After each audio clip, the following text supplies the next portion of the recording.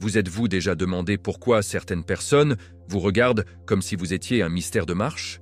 Pourquoi certaines personnes ne semblent pas comprendre comment vous êtes toujours debout, brillant, en hausse, malgré tout ce qui est lancé? Écoutez attentivement, ce n'est pas de la séance. Ce n'est pas une coïncidence, c'est une couverture divine. Quelqu'un au paradis a signé un ordre de protection au cours de votre vie, et le monde ne peut pas l'expliquer. Ils ont essayé de vous briser. La vie vous a trahi. Les gens vous ont abandonné. Mais chaque fois que vous étiez censé tomber, vous vous éleviez plus haut. Pourquoi?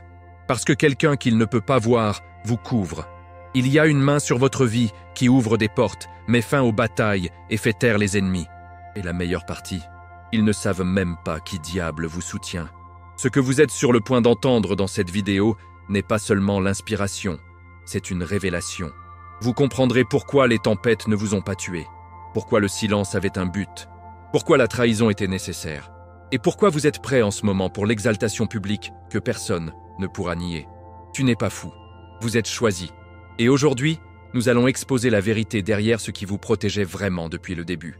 Alors ne faites pas défiler, ne clignotez pas. Si cette vidéo vous a trouvé, Dieu essaie de vous dire quelque chose d'urgence. Appuyez sur ce bouton like, abonnez-vous et restez jusqu'à la fin. Parce que nous sommes sur le point de découvrir la force qui vous protégeait pendant que le monde a remis en question votre survie.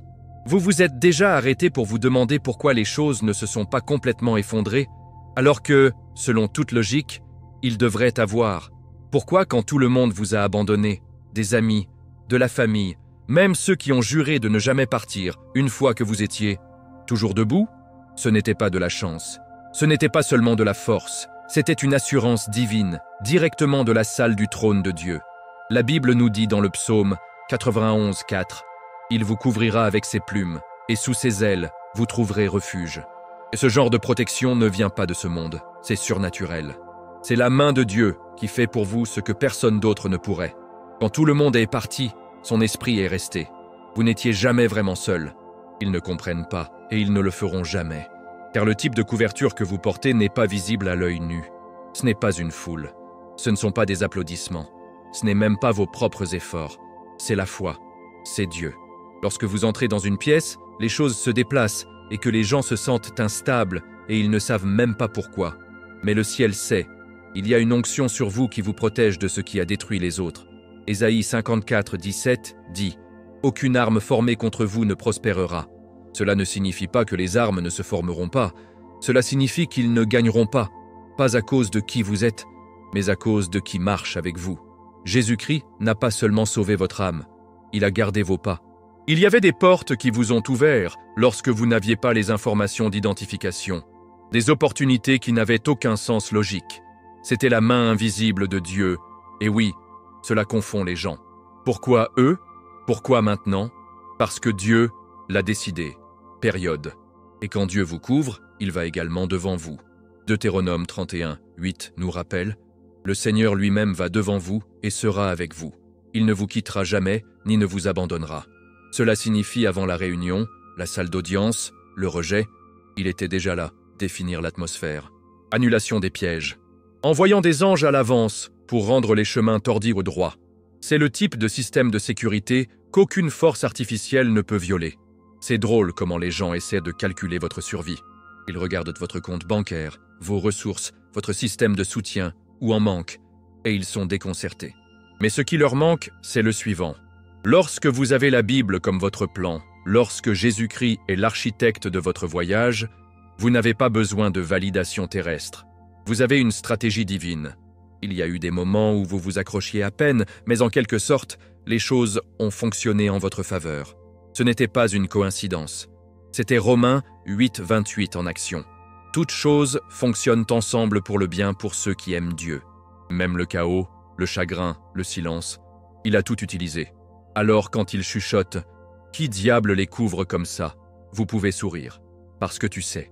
Vous savez qu'il y a une force plus grande que les ragots, supérieure à la trahison, supérieure à la logique humaine. C'est Dieu Tout-Puissant, et il a investi dans votre vie. C'est pourquoi vous ne paniquez pas quand les choses deviennent difficiles. Vous avez vu ce qu'il peut faire. Et la belle partie? Vous commencez juste. Il y a plus qu'il est sur le point de libérer, plus il est sur le point de vous protéger. et plus de raison pour que les gens se restent en admiration, se grattant la tête. Mais continuons, parce que cette protection divine n'était que le début. Parlons de quelque chose qu'ils ne pourront jamais expliquer. Comment vous êtes toujours debout? Honnêtement, après tout ce que vous avez vécu, de la bétail qui vous a laissé en morceaux, l'abandon qui a essayé de briser votre âme, des pertes qui ont secoué votre monde entier, par maintenant, ils s'attendaient à ce que vous soyez parti. Mais vous y êtes, plus fort, plus sage, toujours respiré, toujours loué, toujours en train de faire confiance à Dieu. Vous n'avez pas seulement survécu au feu, vous étiez raffiné par cela. Isaïe 43, 2 dit « Lorsque vous traversez le feu, vous ne serez pas brûlés. Les flammes ne vous incéreront pas. » Ce n'est pas une exagération poétique. C'est la promesse de la résilience divine, et votre vie est la preuve. Ils ont vu la tempête, mais ils n'ont pas vu le Sauveur dans votre bateau. Ils ont regardé les vagues s'écraser, mais ils ne vous ont pas vu prier quand personne d'autre ne croyait. La foi vous a gardé ancré, alors que la peur aurait dû vous consommer. Votre calme dans le chaos n'était pas naturel, c'était spirituel. Philippiens 4, 7 le décrit parfaitement. Et la paix de Dieu, qui dépasse toute compréhension, gardera vos cœurs et vos esprits en Jésus-Christ. Cette paix ne provenait pas de la thérapie, ou des livres, ou des podcasts. Il vient de la présence de Dieu. Vous avez tenu le coup pendant que tout autour de vous s'est effondré, non pas parce que vous êtes surhumain, mais parce que votre esprit était ancré. Chaque fois qu'il vous comptait, le paradis comptait vos cicatrices. Et ne pas vous faire honte, mais pour montrer le diable que vous êtes inébranlable. Vous avez pleuré? Oui? Vous avez brisé? Absolument. Mais vous n'avez pas abandonné. C'est la marque de l'élu. La Bible est pleine de gens qui ont été pressés mais jamais écrasés. Paul, David, Job. Ils ont fait face à la trahison, à la perte, à l'isolement. Et encore, ils n'ont pas maudit Dieu. Vous ne vous avez pas non plus. Vous avez interrogé. Tu as lutté, mais vous êtes resté. Ce genre de loyauté émouvait le cœur de Jésus-Christ. Et tandis que d'autres s'effondrent sans applaudissements, vous avez continué à construire en silence. C'est une force divine, pas des performances. Voici la partie que les gens manquent. La raison pour laquelle les choses ont continué à travailler pour vous, malgré les chances, n'est pas parce que vous aviez des connexions ou des plans de sauvegarde. C'est parce que Dieu a refusé de vous laisser tomber. Chaque sortie qu'ils vous ont donnée, il s'est transformé en entrée. Chaque chagrin, il renforçait votre colonne vertébrale. Les Romains 5, 3, 4 le jettent clairement. La souffrance produit de la persévérance. Persévérance, caractère. Et caractère, espoir. Vous n'êtes pas sortis de la même manière. Vous êtes sortis avec autorité. Vous n'avez pas seulement rebondi, vous avez été reconstruit avec le pouvoir. Et c'est pourquoi l'enfer vous déteste. Parce que ce qui aurait dû tuer, vous ne vous a couronné que. Alors, ne soyez pas surpris lorsque votre paix met les gens mal à l'aise. Ils n'étaient pas là pendant vos heures les plus sombres. Ils ne comprennent pas comment vous souriez maintenant, comment vous continuez à donner, comment vous êtes toujours plein d'amour. Mais vous le faites parce que votre guérison n'était pas de ce monde. Il venait de la Bible, de Jésus-Christ, de la main de Dieu lui-même. Et c'est pourquoi votre histoire n'est pas terminée. En fait, ça devient plus intense. Vous voyez, cette tempête n'est pas venue vous casser, elle est venue prouver qui était vraiment avec vous. Et en parlant de silence, parlons ensuite du but de ces saisons cachées. Soyons réels, la scellée peut être brutale, surtout quand vous êtes fidèle, priant, obéissant, et pourtant, rien. Aucune confirmation, aucun applaudissement, pas de percée, juste silence. Mais voici ce que la plupart des gens ne comprennent pas. Dans le royaume de Dieu, le silence n'est pas l'absence, c'est la stratégie. Lorsque Jésus a été conduit dans le désert, Matthieu 4, 1 dit qu'il a été conduit par l'Esprit, pas par le péché, pas par l'ennemi, par l'Esprit. Cela signifie que même vos saisons silencieuses ont été commises à l'Esprit. Il n'était pas une punition, c'était la préparation. Dieu ne vous ignorait pas, il vous construisait, silencieusement, soigneusement, intentionnellement. Vous voyez, il y a un type de construction qui se produit derrière le rideau. Pendant que tout le monde se présentait, vous étiez dépouillé. Alors que d'autres poursuivaient dans la validation, vous appreniez à être immobile. Vous n'essayez pas de devenir viral, vous essayez de devenir vertical, plus près de Dieu. C'est une posture complètement différente. Dans le psaume 27, 5, David dit « Il me cachera dans son refuge dans le jour des ennuis, il me cachera sous le couvert de sa tente. » Cette dissimulation, c'est favorable, parce que Dieu n'expose pas ce qu'il n'a pas fait façonner. Votre silence n'était pas négligé. C'était une protection divine pendant que le plan était en cours de dessin. On vous a appris à entendre sa voix dans le vide, pas par le bruit, mais par la foi. Et ce genre de discernement est rare. La plupart des gens paniquent quand le paradis se calme. Mais pas toi. Vous êtes resté. Vous avez continué à vous présenter. Vous avez continué à servir. Vous avez continué à croire, même quand cela n'avait pas de sens. Ce n'est pas une faiblesse. C'est à quoi ressemble la maturité spirituelle. La Bible appelle cet élagage, dans Jean 15, 2. Il élague chaque branche qui porte ses fruits, de sorte qu'elle sera encore plus fructueuse. Votre silence élageait. Et bien que cela ressemblait à une perte, c'était en fait une multiplication déguisée. C'est fou de voir comment les gens confondent l'absence de bruit avec l'absence de pouvoir. Mais le pouvoir ne crie pas toujours. Parfois, il murmure. Parfois, il pousse sous terre comme une graine, cachée, silencieuse, mais inévitable. Dieu développait votre personnage où personne ne pouvait voir. Il construisait votre résilience, écrasant la fierté, fortifiant votre identité, pas dans ce que vous faites, mais dans qui il est. Et quand vous êtes sorti de cette grotte, comme Élie dans 1 Kings 19, vous êtes sorti différent. Vous êtes sorti en sachant que Dieu n'était pas seulement dans le feu ou le tremblement de terre, mais aussi à la petite voix calme. Alors maintenant que vous réapparaissez, les gens se demandent où vous avez obtenu cette force, cette clarté, cette onction. Mais ils n'ont pas vu les larmes de minuit. Ils n'ont pas entendu les prières que vous avez chuchotées lorsque votre voix trembla. Ils ne savent pas ce que cela vous a coûté d'obéissant. Mais Dieu le sait, et il est sur le point de faire compter cette saison cachée. Alors, ne vous précipitez pas. Ne le regrettez pas, parce que dans l'immobilité, vous avez été sculpté. Dans le calme, vous avez été couronné. Et juste au moment où il pensait que vous étiez oublié, les engrenages de quart de travail et parlent de ce qui est vraiment sorti de cette trahison. Si vous avez déjà été trahi par quelqu'un que vous aimiez profondément, vous savez déjà, cela ne fait pas de mal. Il vous redéfinit. La piqûre de la trahison ne se contente pas de briser le cœur, elle secoue l'âme. Mais que se passe-t-il si je vous disais que Dieu le permettait? Ne pas vous détruire, mais pour vous diriger. Genèse 50, 20 nous rappelle les paroles de Joseph à ses frères. Vous aviez l'intention de me faire du mal, mais Dieu le voulait pour de bon. Cette trahison, c'était une poussée, un divin poussant dans le but. Parce que soyons honnêtes, s'ils étaient restés fidèles, vous êtes peut-être restés petits. Parfois, Dieu doit utiliser le chagrin pour vous réveiller. La trahison a éliminé les illusions. Il a exposé ce que vous ignoriez. Cela vous a montré qui était réel et qui montait votre vague. Ce genre d'exposition fait mal, mais c'est sain. Jésus-Christ lui-même a été trahi, pas par des étrangers, mais par un homme qui l'a nourri, enseigné et marchait avec.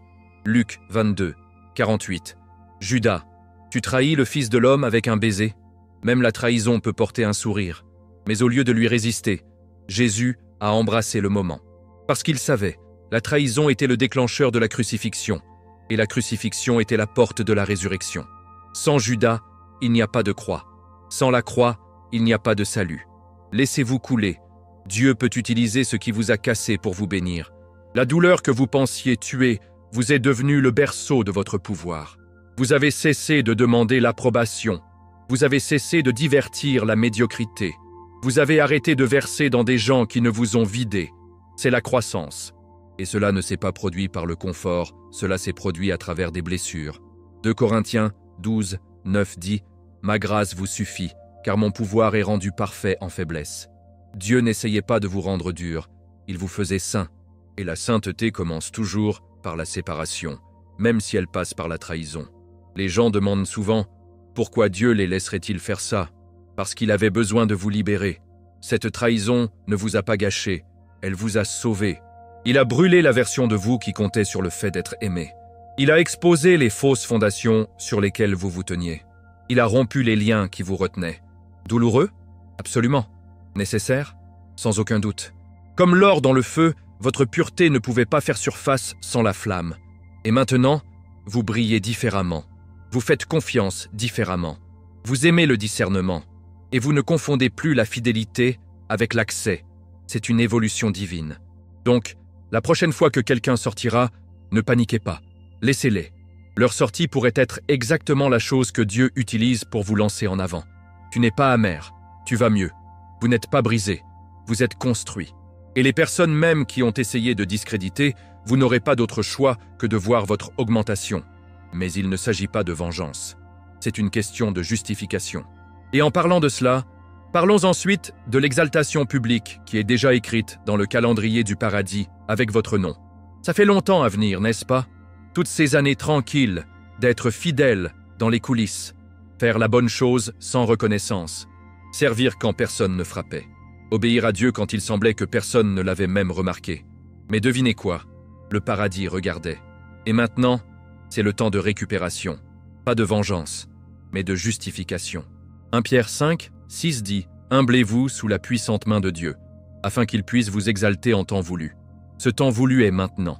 Non pas parce que vous avez exigé un projecteur, mais parce que vous avez porté le poids du but silencieusement. Et Dieu n'oublie pas la loyauté. Vous étiez obéissant dans l'ombre, tandis que d'autres ont crié pour la validation sous les projecteurs. Vous êtes resté cohérent lorsque vous auriez pu riposter. Vous avez prié pour vos ennemis au lieu de comploter contre eux. Vous avez donné quand vous étiez celui dans le besoin. Et maintenant, Dieu prépare une table, pas en secret, mais en présence de vos ennemis.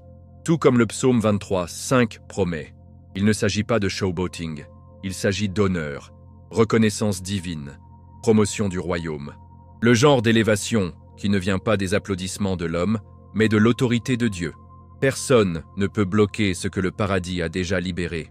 Vous voyez, la justification ne concerne pas l'ego, c'est une question de justice. Il s'agit de confirmer publiquement ce que vous saviez déjà dans votre esprit, que vous avez été choisi, que la Bible était votre fondation, que Jésus-Christ était votre ancre. Les gens même qui se sont moqués de votre foi vont en voir le fruit. Ceux qui doutaient de votre appel devront admettre que c'était réel depuis le début. Et toi, vous n'aurez même pas besoin de dire « Je vous l'ai dit ». Votre vie le dira pour vous. Votre paix sera le témoignage le plus fort, parce que Dieu ne se réserve pas seulement, il se multiplie. Ce qui s'en vient, ce n'est pas seulement le succès, c'est la réalisation. Le genre qui a le passé a du sens, le genre qui oblige les gens à revenir en arrière et à relire votre histoire, réalisant qu'ils ont mal jugé l'intrigue entière. Deutéronome 28, 13 dit « Le Seigneur fera de vous la tête, pas la queue. Vous ne serez pas seulement vu, vous allez être positionné. Positionné dans des endroits où votre voix a un impact, où votre histoire déplace les atmosphères, où vos plantes religieuses se forgent dans des âmes qui étaient autrefois sceptiques.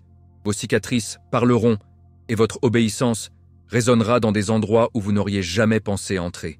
Mais ne laissez pas les projecteurs vous aveugler.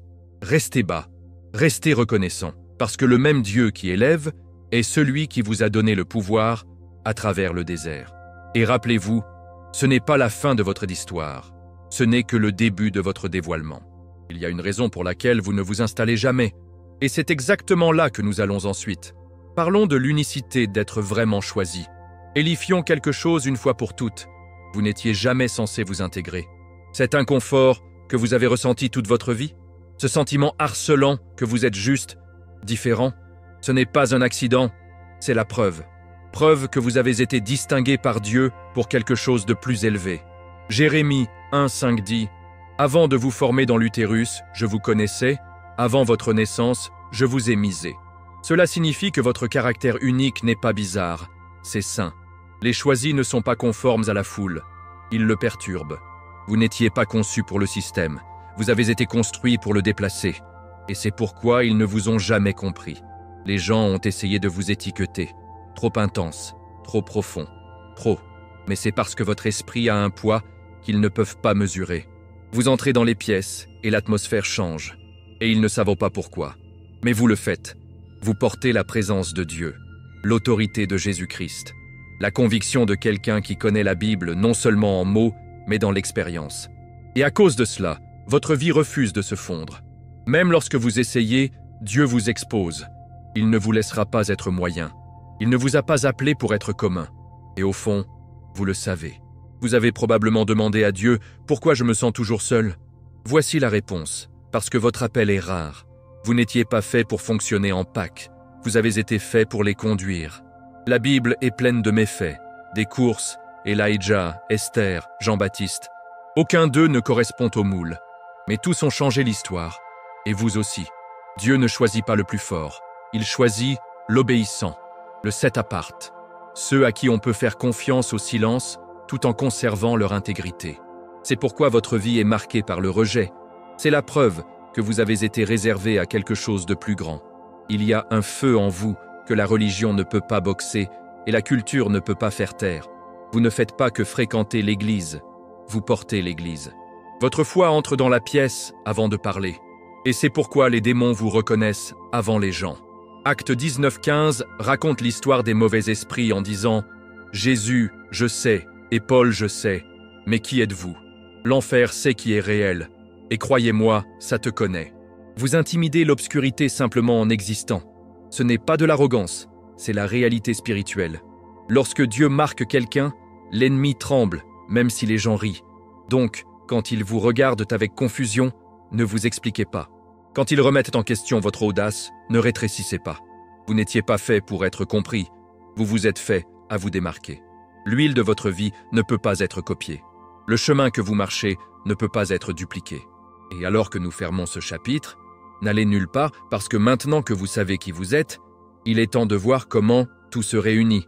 Terre Montfort, maintenant dis-moi, qui pensez-vous que vous couvre comme ça ? Déposez-le dans les commentaires. Votre expérience, votre histoire, votre foi. Je veux avoir de vos nouvelles. Et si ce mot frappe votre esprit, ne le gardez pas pour vous. Partez cette vidéo avec quelqu'un que vous connaissez et protégez en silence. Assurez-vous de vous abonner à la chaîne et d'activer les notifications afin de ne pas manquer le mot suivant que Dieu vous prépare. Parce que croyez-moi, la prochaine vidéo révélera exactement pourquoi celles choisies sont mal comprises toute leur vie. Je suis José.